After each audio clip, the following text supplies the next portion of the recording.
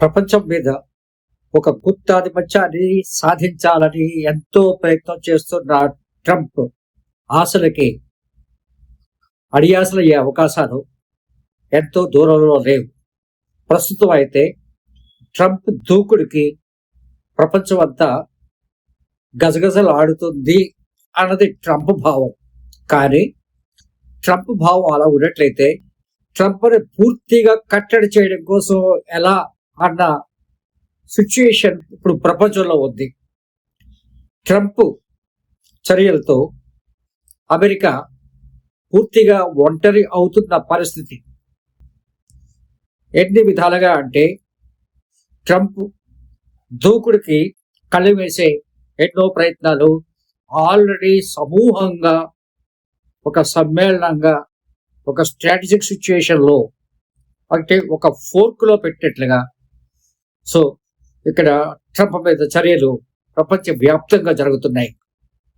ఎవరు కూడా ట్రంప్ ఆధ్వర్యంలో ఉన్న అమెరికాని అంగీకరించడానికి సిద్ధంగా లేరు. సిచ్యుయేషన్ ఎంత దూరం వెళ్ళినా పర్వాలేదు అన్నది అందరి అభిప్రాయం.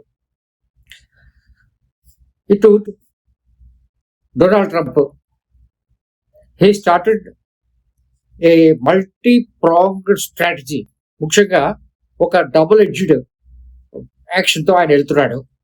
ఒకటి మిలిటరీ పరంగా దూకుడు చూపించడం, రెండోది ఏంటంటే అతడు పూర్తిగా ఆ ట్రేడ్ని, ప్రపంచ ట్రేడ్ని, వ్యాపారాన్ని పూర్తిగా చిన్నాభిన్నం చేసే పరిస్థితిలో ఇప్పుడు ట్రంప్ తాలూకా కార్యక్రమాలు మనకి కనబడుతున్నాయి.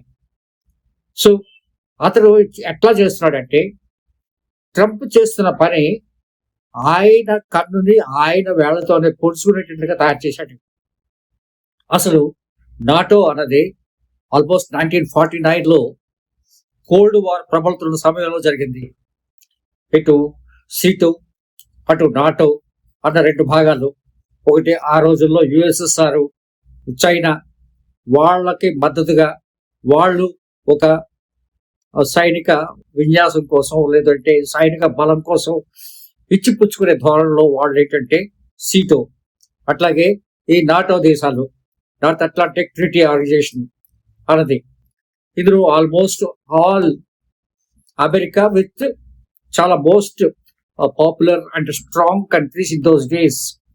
అంటే యూరోప్ లో చాలా దేశాలు అతనికి సపోర్ట్గా నాటోలో వాళ్ళతో కలిసి నడిచారు.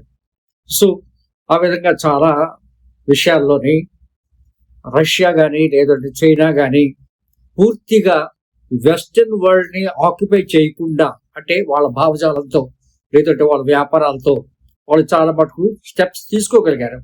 ఇప్పుడు వాటికి పూర్తిగా భిన్నంగా ట్రంప్ ప్రవర్తించడంతో పరిస్థితి ఎట్లా తయారైందంటే నాటోలో గట్టి బీటలు, అంటే నాటోకి కంప్లీట్గా చిన్న భిన్నం అయ్యే పరిస్థితి కనబడుతుంది.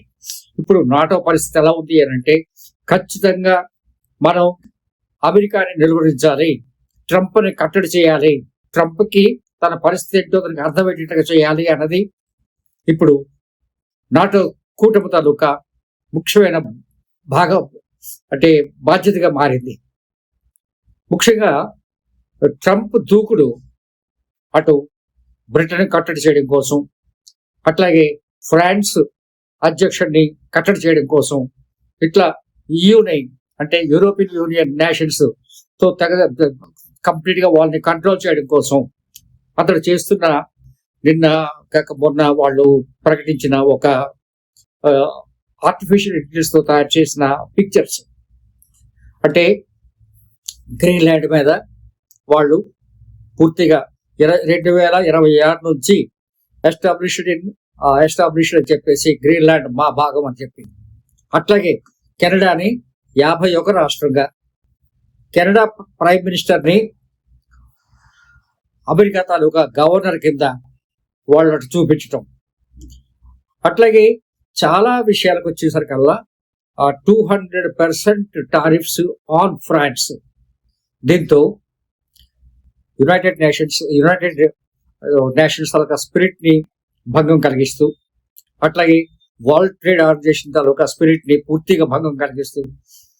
అట్లాగే ప్రపంచంలో జీవకారుణ్యం కానీ లేదు అని అంటే పర్యావరణాన్ని పరిరక్షించే పరిస్థితుల్ని పూర్తిగా కాలదన్నుతూ ఇప్పుడు ట్రంప్ చాలా అహంకారంగా ప్రవర్తిస్తున్న తీరు, అది మాదే ఇది మాదే, ఎక్కడ చూసినా అంటే ఇటు క్యూబా ఆయనకే కావాలంటాడు, ఇటు కంప్లీట్ గా దీంతో ప్రజలందరూ విసిగి వేసారిపోయారు. డాలర్తో పూర్తిగా ప్రపంచాన్ని కంట్రోల్ చేయడం కోసం, డాలర్ ఒక్కటి మాత్రమే కరెన్సీగా ఉండడం కోసం ఆయన చేస్తున్న ప్రయత్నాలు, దాన్ని భంగం వాటిస్తూ బ్రిక్స్ కంట్రీస్ ఏంటంటే ఆల్టర్నేటివ్ కరెన్సీ తీసుకొస్తుంది. సో ఈ ఆల్టర్నేటివ్ కరెన్సీ ఈ ఖచ్చితంగా ఇటు అమెరికా డాలర్కి నిజంగా సరాఘాతంగా చెప్పచ్చు. సో మొత్తం ప్రపంచం అంతా కూడా ఎట్లా ఉంది అని అంటే, ఆయన ఏ విధంగా అయితే ప్రపంచం మీద పెత్తనం కోసం అతను అధికారం తీసుకోవడం కోసం ప్రయత్నం చేస్తున్నాడో, అదే పద్ధతిలో మనం వీ హ్యావ్ టు రిటాలియేట్, మనం జవాబు చెప్పాలి. అంటే ఒకటి ట్రేడ్, ఇంకోటి కరెన్సీ, ఇంకొకటి పూర్తిగా స్థావరాలని లేకపోతే విదేశీ గడ్డల్ని ఆక్యుపై చేస్తున్న అమెరికా, దీన్ని మనం కంప్లీట్ గా వెలువరించాల్సిన అవసరం ఉంది అని చెప్పి ప్రపంచ దేశాలన్నీ కూడా ఇప్పుడు ఒక అభిప్రాయంతో ఉన్నాయి. సో ఆటోమేటిక్ గా ఎప్పుడైతే నాటోలో ఇటువంటి చిన్న భిన్నమైన సిచ్యువేషన్ వస్తుందో, అట్లాగే నాటో తాలూకా వ్యాపారాల మీద, అట్లాగే అమెరికా నాటో సంబంధాల మీద దెబ్బతీస్తూ ట్రంప్ అంటే తాను కూర్చున్న చెట్టు తాలూకా కొమ్ముని తనే నరుక్కుంటున్నట్లుగా ఎప్పుడైతే ప్రవర్తిస్తున్నాడో, దానికి ధీటుగా ఇప్పుడు EU అంటే యూరోపియన్ యూనియన్ ఖచ్చితమైన స్టెప్స్ తీసుకుంది. ముఖ్యంగా ఫ్రాన్స్ అధ్యక్షుడు ఈ మధ్య భారతదేశంలో పర్యటిస్తూ భారతదేశంతో తనకున్న సంబంధాలని లేకపోతే ఇంకా మెరుగుపరుచుకోవడం కోసం ఏ విధంగా ఇండియా ఇటు EU కంట్రీస్ అంటే యూరోపియన్ యూనియన్ విత్ ఫ్రాన్స్ ఎలా కలిసి ప్రయాణం చేయాలి అన్నది ఒక వ్యూహాన్ని రచిస్తున్నారు. అట్లాగే అటు రష్యా పూర్తిగా ట్రంప్ మీద చాలా కోపంగా ఉండి వాళ్ళు కూడా ఇండియాతో వత్తాసు పలికే అవకాశాలు, అట్లాగే వ్యాపార సిచ్యువేషన్స్ ని ఇంకా డెవలప్ చేసే పరిస్థితులు మనకి ఇక్కడ కనిపిస్తున్నాయి. అంతేకాకుండా మనకి ఇక్కడ కనిపిస్తుంది ఏంటంటే, చైనా సైలెంట్ గా మన భారతదేశానికి సపోర్ట్ చేస్తుంది.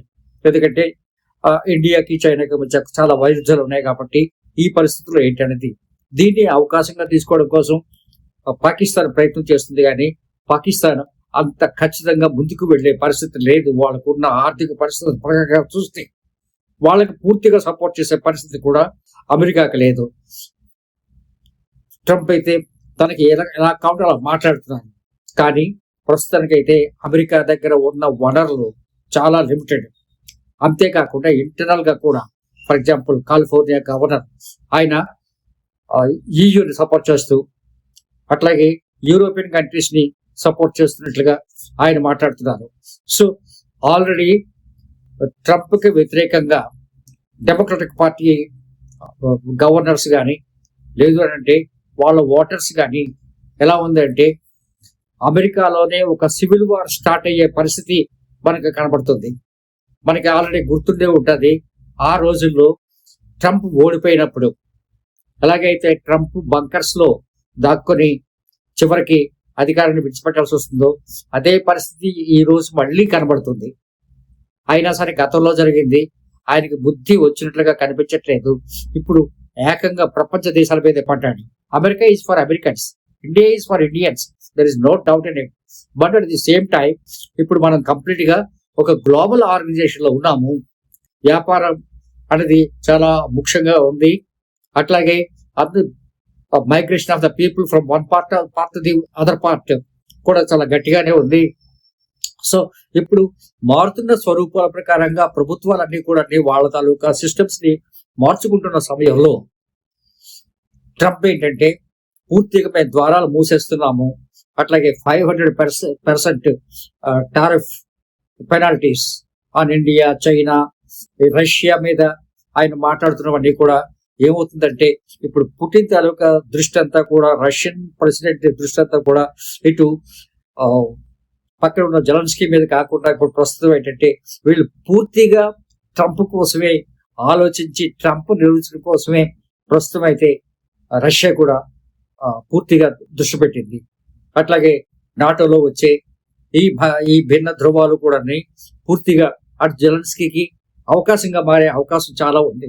అట్లాగే గాజా స్ట్రిప్ మీద ఆయన ఒక శాంతి కమిటీ అని చెప్పి ఆ కమిటీలో మెంబర్స్ గా చేరాలనుకున్న వాళ్ళు 9,000 కోట్ల రూపాయలు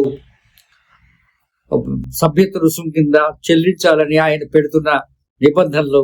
తర్వాత ఏంటంటే శాంతి గాజాలో జరగాలి అంటే, శాంతి అక్కడ నిజంగా రావాలనుకుంటే యాక్చువల్ గా అక్కడ దీంట్లో ఉన్న interested party, direct interested party Israel తలకు సంబంధం లేకుండా, ఇజ్రాయెల్ సభ్యత్వం లేకుండా, ఇజ్రాయెల్తో చర్చించకుండా ట్రంప్ గాజా మీద